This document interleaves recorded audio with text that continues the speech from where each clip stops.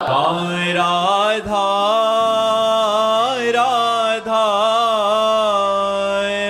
राधा राधा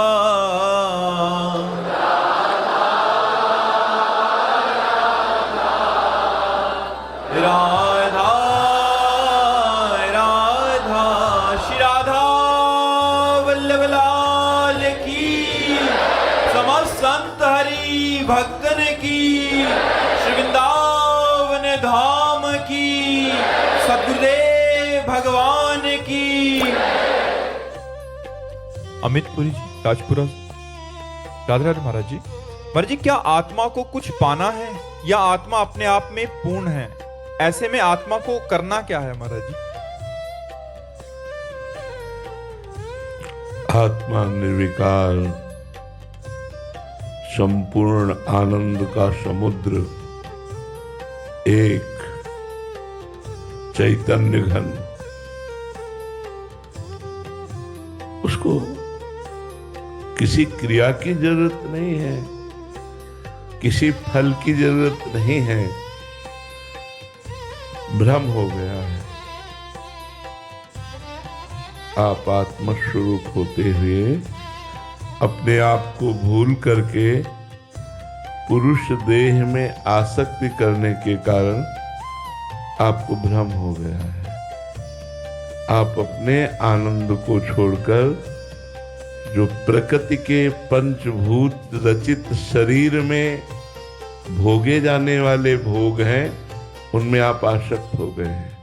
शब्द, स्पर्श, रूप, रस और गंध, ये पांच ही संपूर्ण सृष्टि के विषयों को समेट करके रख दिया गया पांच में।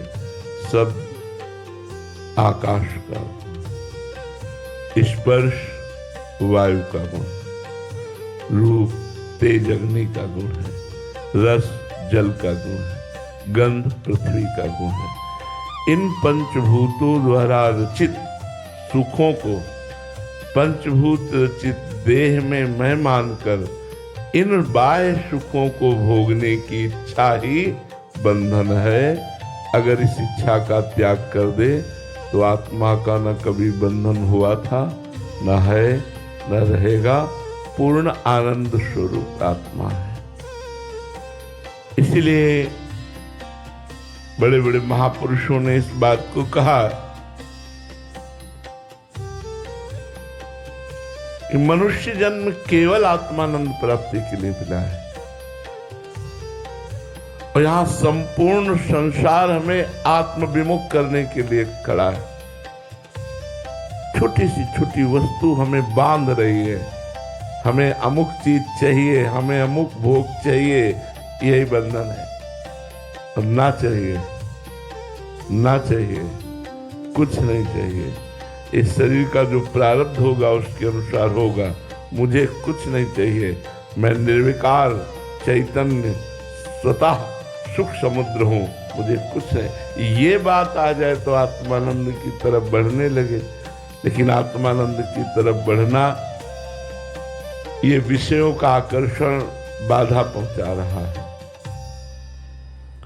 एक एक चीज बांध रही है, जबकि हम निर्विकार हैं, अद्वितीय हैं, चैतन्य घन है, दूसरा कोई है ही नहीं। एको ब्रह्म द्वितीयो नास्ति, सो ब्रह्म अहम सोहम सोहम। एको ब्रह्म द्वितीयो नास्ति, जब द्वितीयो नास्ति तो एको वो सोहम, वही है। जान गया, मुक्त हो गया।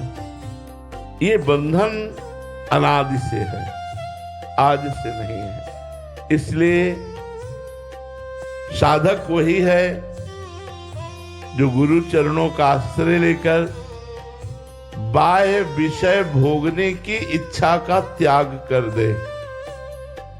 पर ये बातें बनाना नहीं, जितने लोग बैठे हैं इतने में सब देख लो इच्छा में ही जी रहे। करोड़ों में इतने लोग सौभाग्यशाली हुए कि परम पावन भूमि श्री वृंदावन धाम में सत्संग के लिए आप समय दिए। अपने अमूल्य समय को गृह कार्य नाना प्रकार के कार्यों से विरक्त करके आपने प्रातःकालीन वेला पर आपने समय दिया सत्संग के लिए। इतने सत्संगियों में हम प्रश्न करते हैं कि इच्छा के बिना हमारा जीवन ही नहीं है। ये इच्छा, ये इच्छा, ये इच्छा, ये इच्छा, यही इच्छा ही बंधन है। इन इच्छाओं का त्याग हो जाना ही मोक्ष है। मोक्ष का तात्पर्य जो हम मुक्त स्वरूप है उसका अनुभव हो जाएगा। ना आत्मा का कभी बंधन हुआ था, ना है, ना रहेगा। पर बिना गुरु आराधना के, बिना नाम जप के बुद्धि शुद्ध नहीं हो सकती। ये तीन गुणों का ऐसा लपेट है, रजोगुण, तमोगुण, सतोगुण का, कि इसी के प्रभाव से प्रभावित होकर वो जैसा गुण आता है वैसा ही स्वरूप प्रकाशित हो जाता है। अपने स्वरूप को भूलकर वो गुणों के स्वरूप में आसक्त हो जाता है। बिना त्रिगुणातीत हुए, बिना मायातीत हुए, बिना भोगातीत हुए हम अपने स्वरूप का अनुभव कैसे कर सकते हैं? इसलिए साधना, गुरु चरणों की साधना अत्यंत आवश्यक है। जब तक गुरु चरणों की आराधना नहीं होगी, उनके द्वारा बताए हुए साधन पथ पर नहीं चलेंगे, तब तक हम आत्मानंद को प्राप्त नहीं कर सकते। हम जगत के विषय के आकर्षण, जगत के संबंध का मोह, ये बहुत कठिन है, बहुत कठिन है। आप लोग देख लीजिए, केवल बातें सुनना या करना एक सहज बात हो जाती है, प्रवचन कर लेना, लेकिन छोड़ना, हम जो बात कह रहे हैं उस पर ध्यान दीजिए। जगत के विषय और विषयों का आकर्षण और भोगने की इच्छा, ये बहुत कठिन है त्यागना। जगत के संबंध और संबंध का मोह और मोह जनित सुख, इसका त्यागना बहुत कठिन है। और जिसने इसको त्याग दिया वही मोक्ष स्वरूप में स्थित, आत्म स्वरूप में स्थित हो गया।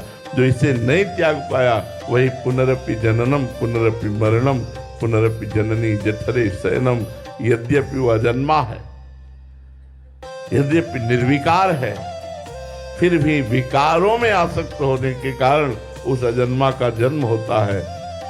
उस मुक्त को बंधन स्वीकार करना पड़ता है और नाना प्रकार के कर्मों के फल को भोगना पड़ता है, जो कि निर्विकार